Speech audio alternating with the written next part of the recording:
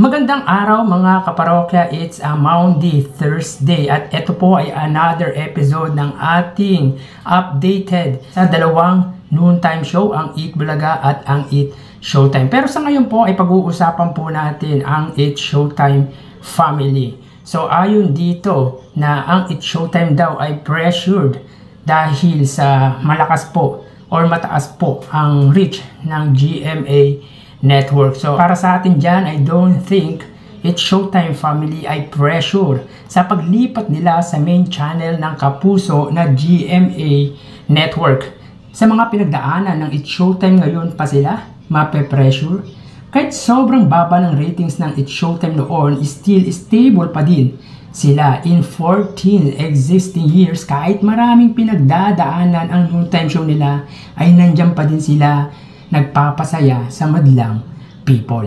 Natatawa nga ako sa reaction niya after Felipe Gozon is stated. Ang sabi niya ay nakaka-stress, nakaka-nervyos. Meaning ay negative reaction yun para sa unabokable star na si Vice Ganda.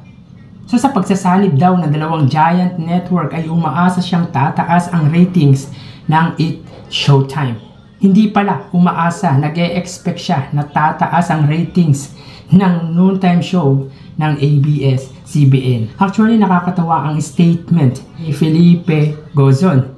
Parang sinampal niya na kasi ang Eat Showtime, lalo na si Vice Ganda na siyang muka ng Eat Showtime. Parang sinasabi nito na hindi manalo-nalo ang Eat Showtime sa Eat Bulaga kahit ang Eat Bulaga pa noon ay nasa kanilang bakuran at may prangkisa pa ang ABS-CBN. Hindi naman sa laging natatalo ng Eat Bulaga ang Eat Showtime. Sa totoo, nung nasa ABS-CBN pa ang Eat Showtime ay talagang maganda ang labanan ng dalawang noontime show at nakikita natin na hindi sila nagsasapawan.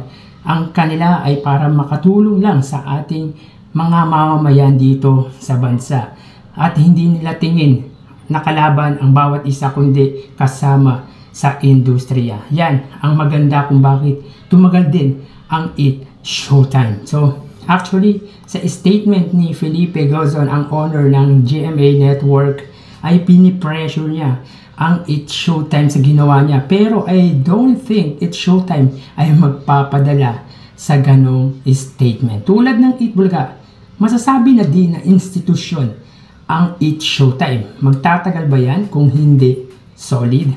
Vice Ganda is a genius. Kahit pa sabihin natin na maraming bashers yan, he is still a genius.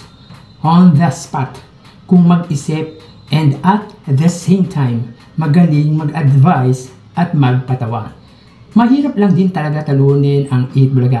Pero magkaganon man ay tinitingala niya pa din ang Eat Bulaga kasi hindi naman kalaban talaga ang turing nito sa Eat Bulaga kundi kasama sa industriya. Tulad po ng sinabi ko, hindi po kalaban ng Eat Showtime or nila Vice Ganda ang Eat Bulaga kundi tinuturong nilang kasama sa industriya ang longest running noontime show ng Tito Vic and Joey na Eat Bulaga. So kaya I think Gozon statement ay bumabalik sa network nila kasi malaki ang nabawas na viewers sa kanila since TVJ transferred to kapatid network na TV5.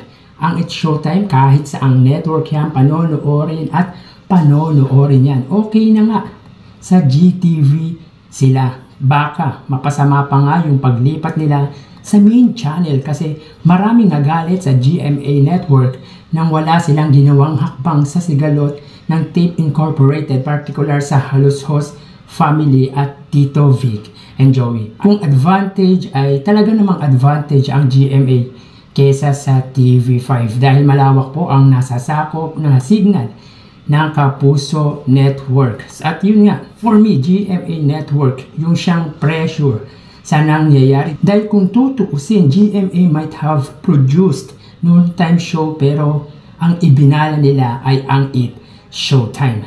Anong nangyari sa mga talent ng GMA Network? Anong nangyari sa Sparkle na siyang pwedeng gawing muka or maging face ng noontime show ng GMA? Wala ba silang tiwala sa mga talent nila?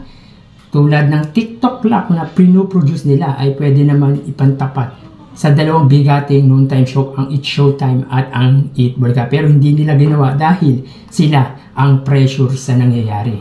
Bakit kamo sila pressure? Dahil ang It's Showtime at Eat Bulaga ay may sarili ng fan base. Sa totoo lang mga kaparokya, ang Eat Bulaga ang siyang nagpasikat sa GMA Network dahil nga sa laki ng fan base ng Eat Bulaga ay pupuntahan talaga ang channel nila noon. Kaya I don't think It's Showtime pressured sa nangyayari. So yun lang mga kaparokya. Magpapaalam na po muna ako pansamantala. Thank you and God bless.